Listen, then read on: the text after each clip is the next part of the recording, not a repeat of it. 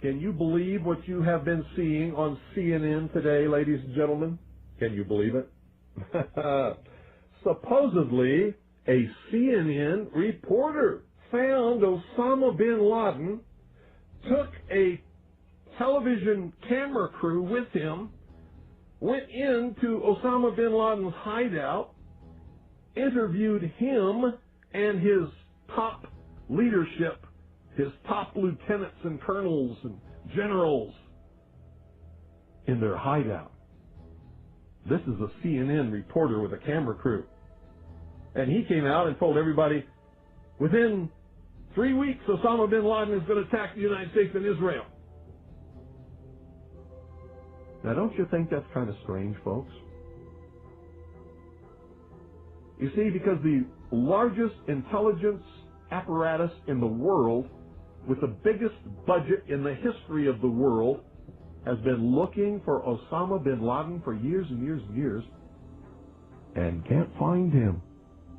A reporter from CNN and his little camera crew got in to Osama bin Laden's secret hideout and conducted an interview. If you don't believe me, tune into CNN. They're probably running it right now as I'm speaking. And if you believe it, you are one of the stupidest jerks that ever lived on the face of this earth.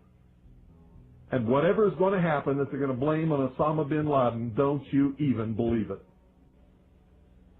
When in hell are all you people going to wake up?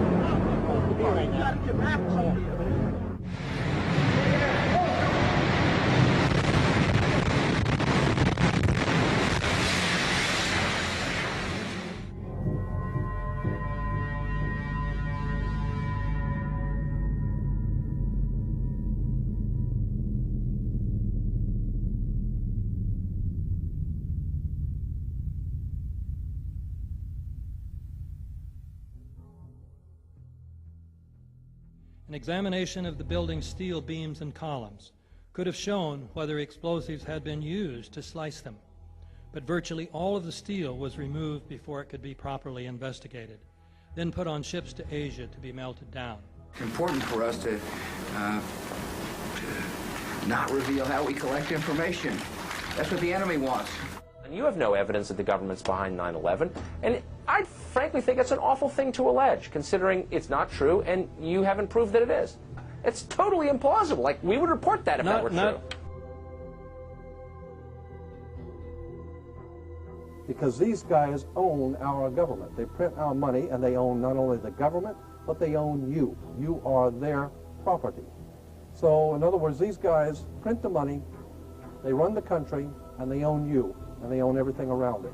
And so they make the laws, and that's why they can decide who can kill who, and who can get away with who, and who can get away with whatever, because they make the laws and they decide, all right?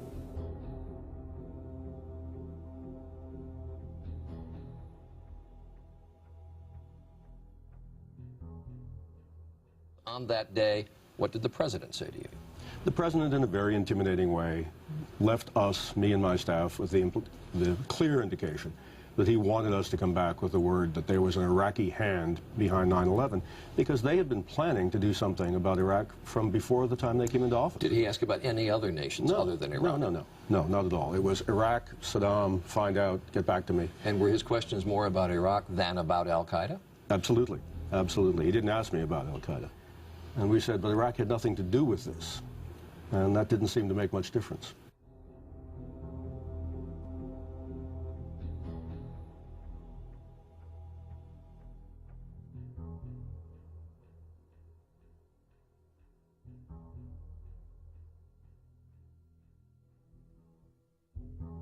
And we'll continue to work together to achieve peace. That's what we want. Freedom and peace. Look at the Council on Foreign Relations. Many members, in fact, the majority, never serve on the executive committees.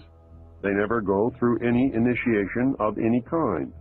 They are, in fact, the power base and are used to gain a consensus of opinion. The majority are not really members, but are made to feel as if they are. In reality, they are being used and are unwilling or unable to understand. They may have been or may be members of the Christian or Jewish religion, but that is only to further their own ends. They are and always have been Luciferian and internationalists. They give allegiance to no particular nation, although they have used, on occasion, nationalism to further their causes. Their only concern is to gain greater economic and political power. The ultimate objective of the leaders of both groups is identical. They are determined to win for themselves undisputed control of the wealth, natural resources, and manpower of the entire planet. They intend to turn the world into their conception of a Luciferian totalitarian socialist state. In the process, they will eliminate all Christians, Jews, and atheists. You have just learned one, but only one, of the great mystery. The people who are running this country from behind the scenes do not care a thing about Americans or bloodshed anywhere. I think we're going to awaken one day to find out that we've all been too relaxed and entertained and watching television and being entertained with all the cares of life, never realizing what is going on in this country.